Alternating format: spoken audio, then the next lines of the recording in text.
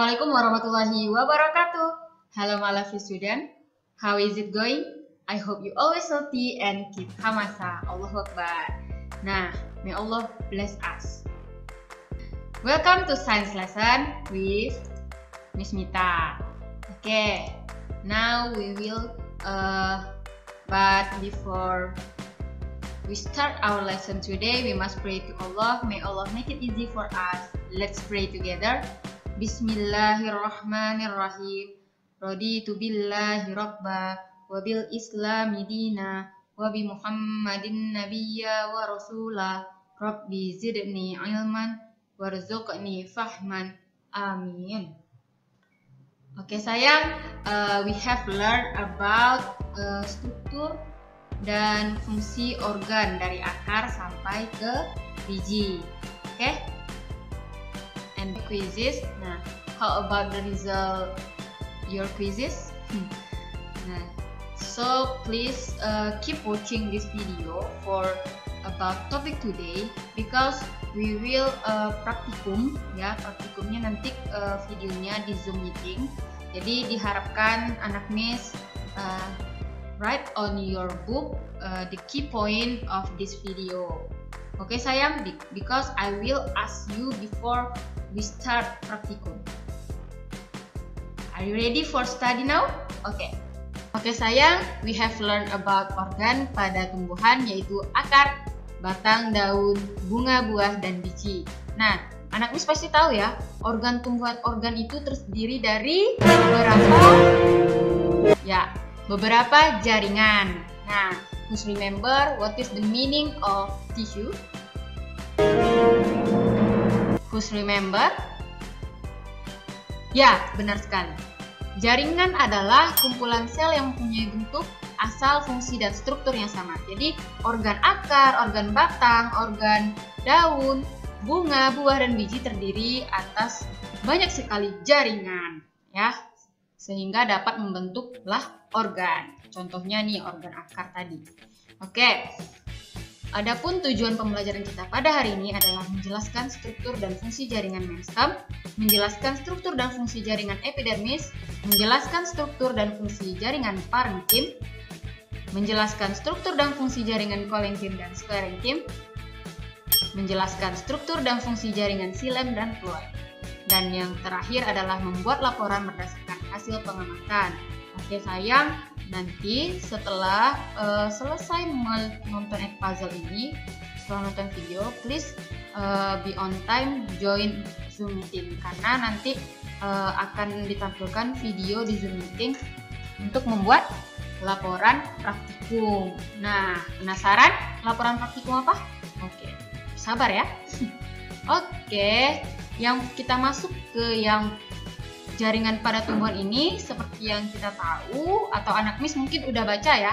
Silahkan buka bukunya, untuk buku teks itu halaman 120 ya, 119 ya, buku yang warna biru. Dan untuk materi ini jaringan itu yang pertama ada jaringan meristem atau sel-sel muda. Wah, muda ya, seperti anak-anak Miss, muda. Nah, jaringan meristem ini merupakan jaringan yang sel-selnya aktif membelah diri. Oke, untuk yang selanjutnya di sini ada jaringan epidermis atau pelindung. Nah, anak Miss pasti udah pernah dengar kata epidermis di video sebelumnya ya, pada pertemuan sebelumnya. Epidermis ini dia aja fungsinya sebagai pelindung, berarti melindungi bagian dalam tumbuhan. Oke, yang selanjutnya ada jaringan parenkim atau dasar. Nah, jaringan ini hampir terdapat pada seluruh bagian tumbuhan. Biasanya disebut jaringan pengisi. Oke, and then kolenkim, sklerenkim. Nah, ini disebut jaringan penyokong atau penguat. Sama ya, Nak? Nah, jadi kalau dari kata penyokong berarti dia artinya adalah menyokong bagian tumbuhan ya. And the last is xilem dan floem. Itu adalah jaringan pengangkut atau jaringan vaskular. Nah, seperti yang anak Miss sudah pelajari di video sebelumnya, Xilem fungsinya mengangkut air dan mineral dari akar ke daun, sedangkan floem mengangkut hasil fotosintesis. Ya, pintar. Oke, nah di sini Miss Mita akan memberikan cara atau trik agar bisa mengingat dengan mudah. Apa tuh Miss? Oke, kita langsung saja. Nah, untuk meristem kita beri kata Mary, ya, Mary. Untuk epidermis, epi. Oke, Mary dan epi ya. Nah, di sini ada parenkim. Itu kita singkat dengan pare. Ya. Jadi Mary dan epi, pare, bukan pare ya. Pare. Nah, di sini kolenkim dan sklerenkim. Jadi skale boleh ya, skale atau skale pole. Dan ada siflo. Siflo. Ya, siflo itu adalah xilem dan floem ya. Oke. Nah, jadi kira-kira untuk meristem ini kan sel-sel muda, berarti termasuk jaringan muda. Kalau epidermis, parenkim, kolenkim, sklerenkim, dan siflo tadi termasuk jaringan dewasa. Nah, emangnya anak Miss aja nih atau cuman manusia aja yang bisa muda dan dewasa ya? Jadi tumbuhan juga bisa dong ya, muda dan dewasa. Oke? And then kita masuk ke jaringan meristem. Di mana jaringan meristem ini tadi ya sel-sel muda yang aktif membelah. Nah, di sini dia terdapat di ujung akar dan ujung batang. Nah, kalau ujung akar ini dia anak ya, dapat dilihat pada berikut ini. Nih, ada meristem apikal, nah ujung batang, dan ada meristem aksilar pada ketiak, ya. Nih, oke. Nah, kalau pada daun ini dia primordia daun. Anak Miss bisa lihat ya pada gambar berikut ini. Oke, dimana untuk yang meristem ini terbagi dua ya, ada meristem primer. Nah, yang menyebabkan pertumbuhan primer atau pertumbuhan perpanjangan akar dan batang. Contohnya ini dia, apikal, primordia daun, dan meristem aksilar. Oke, dari ini terdapat pada batang dan akar. Kalau daun itu daun primordia. Oke, next. Tentu kalau ada primer adalah sekunder. Nah, meristem sekunder ini berasal dari sel-sel dewasa yang sifatnya masih meristematik atau masih aktif membelah, tapi tidak seperti meristem primer yang dimana hampir seluruh baik di ujung akar atau ujung batang itu dia masih suka aktif membelah, terus membelah ya.